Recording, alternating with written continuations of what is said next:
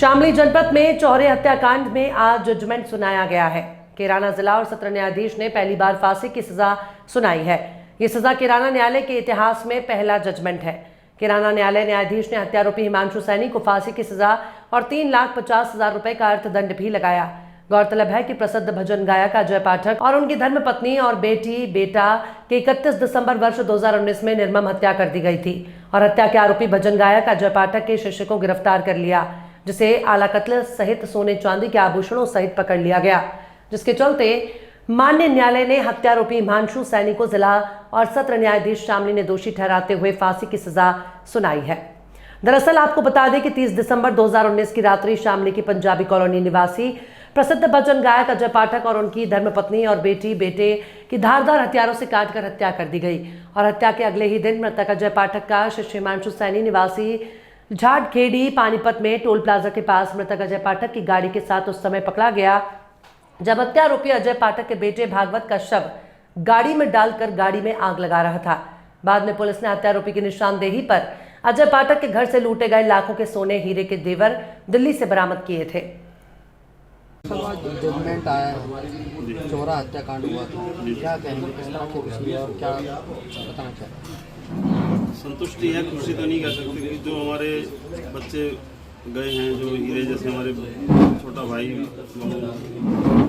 बेटा वो इतने योग्य और इतने सामाजिक सर्वगुण संपन्न थे, तो उनके जाने से जो क्षति हुई है वो तो पूर्ति कभी हो नहीं सकती। लेकिन जो आज निर्णय आया है उसके लिए हम 4.5 साल से तड़प रहे थे।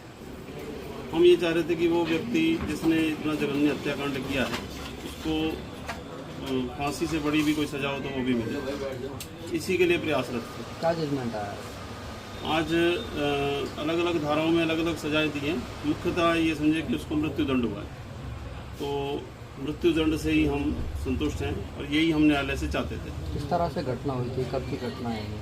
घटना है सन 2019 की दिसंबर लास्ट 30 और 31 की रात की। ये जो अपराधी है ये अजय के पास शिष्य के रूप में रहता था और बच्चों की तरह उसने इसको रखा।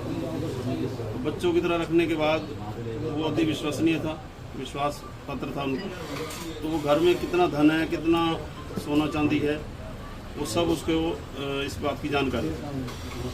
उस लूट या उसके कब्जा जैसे भी शब्द लगाए वो लेने के लिए उसने ये सब काम किया और सोए हुए थे, सोई हुई अवस्था में तलवार से, चाकुओं से उसने घाव देके बहुत जघन्य हत्या की, निर्मम तरीके से मारा। कितने लोगों की? 4 लोगों की मृत्यु हुई, भाई अजय पाठक की, उनकी पत्नी की, एक बेटी की और एक बेटे की। बेटी थी उस समय 14 साल और बेटा था 10 साल। क्या अब आप मानते हैं इंसाफ मिला है कोर्ट में? बिल्कुल, हम आभारी हैं न्यायालय के और न्यायाधीश के, जिन्होंने सत्य को देखा और सत्य को देखने के बाद उसको ये सजा दी। संतुष्ट हैं हम इससे। अब आगे क्या कहेंगे, क्या मांग करते हैं? देखो,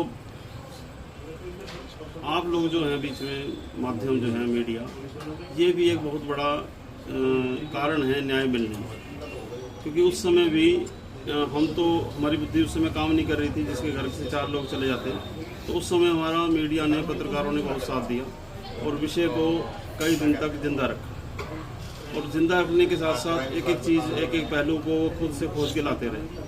तो उसी आधार पे फिर पुलिस भी सक्रिय रही। तो पुलिस ने उस समय की SIT टीम जो है, जो उस समय के SP थे विनीत जायसवाल जी और IO थे करमवीर सिंह और उनकी सारी टीम, उन सब ने जो मेहनत से चार्जशीट दाखिल करी, उसके आधार पे फिर वकील जो हैं शासकीय अधिवक्ता संजय चौहान जी, सहायक थे सत्येंद्र धिरियान, हमारे जो दूसरे वकील थे जावेद जी और जावेद अली और ठाकुर दुष्यंत सिंह जी जो सीनियर वकील हैं इसमें, जिन्होंने एक एक पहलू को बड़े बारीकी से देख कर उसको रखा। तो वो सारी चीज़ों को देखते हुए कोर्ट ने निर्णय दिया, तो संतुष्ट हैं। और आगे अगर वो कहीं अपील करता है अपराधी, तो हम उसको ऐसे छोड़ने वाले नहीं हैं। हम भी उसके सरकार से और न्यायालय से गुहार करते रहेंगे कि इसको कहीं भी छूट ना मिले और इसको सत्य में फांसी पे लटकाया जाए। क्या आप मानते हैं जो अजय पाठक की जो मुहिम थी, जो परिवार जो है वो अब उस मुहिम को कौन चलाएगा, किसका जिम्मा मतलब है? जो अजय पाठक के सामाजिक कार्य थे, जैसे कि एक अंतिम यात्रा सेवा ट्रस्ट चल रहा है, चलाया था अजय ने, उसके संरक्षक संस्थापक में अजय का नाम है, तो उसके अध्यक्ष हैं अजय संगल, सर्वोदय ब्लड बैंक जिनको चलाते, वो इसका चला रहे हैं। छोटा भाई अजय कपिल पाठक जो है मेरा, वो उसमें सक्रिय रूप से रहता है, तो वो संस्था को उसी तरह चला रहे हैं। एक उनकी संस्था चलाई हुई है हनुमान अखाड़ा, जिसमें बच्चों को शस्त्र विद्या दी जाती है। उसमें मैं और उनके उस समय के जो सहयोगी उनके साथ वो शस्त्र विद्या चल रही है। अखाड़ा निकलता है, अभी वाल्मीकि जयंती आई थी, उसमें शस्त्र अखाड़ा निकला था।